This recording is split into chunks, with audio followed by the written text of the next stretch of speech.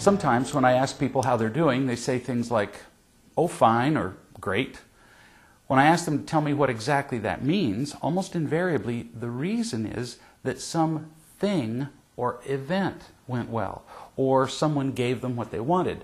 They're happy because they got a promotion, or their stock portfolio is doing well, or they just had sex, or at the very least, they're not being treated unfairly by anyone around them.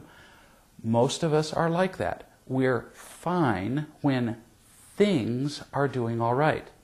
Similarly, when things are not going so well, when people criticize us, when the car breaks down, when we don't get what we expected, when we lose money on an investment, when our spouse or child is ungrateful or demanding, we're not so happy.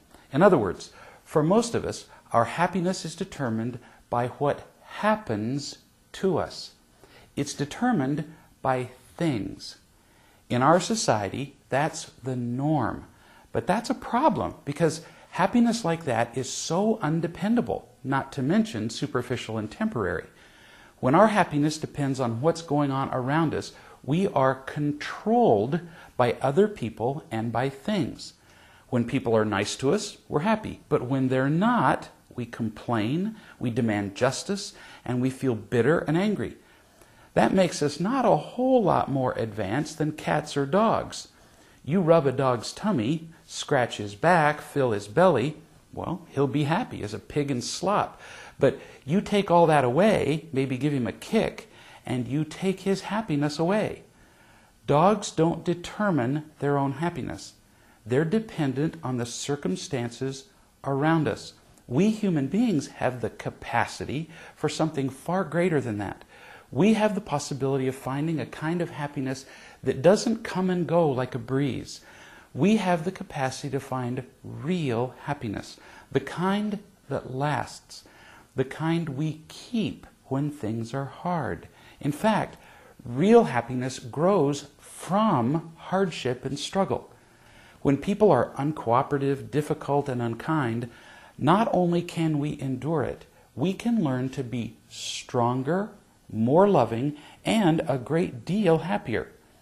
I have met very few people who know what real happiness is. What they claim to be happiness vanishes as soon as somebody attacks them, or if they're treated unfairly, or if somebody doesn't give them what they want.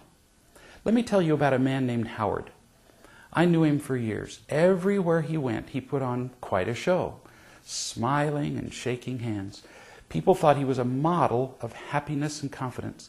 He was wealthy and persuasive, and most of the time he got everything his way. But my children often spent time with his children in their home, where he interacted with his children, and they were not impressed with the show he put on in public. And at home, he was one angry and unhappy man. His rages were pretty common, in fact. Howard's so-called happiness was completely dependent on other people doing what he wanted. When people and things did not go as he demanded, his happiness just vanished. That is a lousy way to live. We do not have to live like that. We can find the kind of happiness that does not disappear when people don't do what we want, or when traffic is bad, or when things just aren't going right. That kind of happiness, that kind of profound peace is beyond price. It's worth more than everything else in life.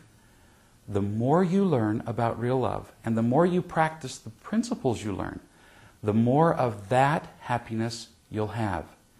It's always about real love, and it's worth whatever you have to do to find it and share it.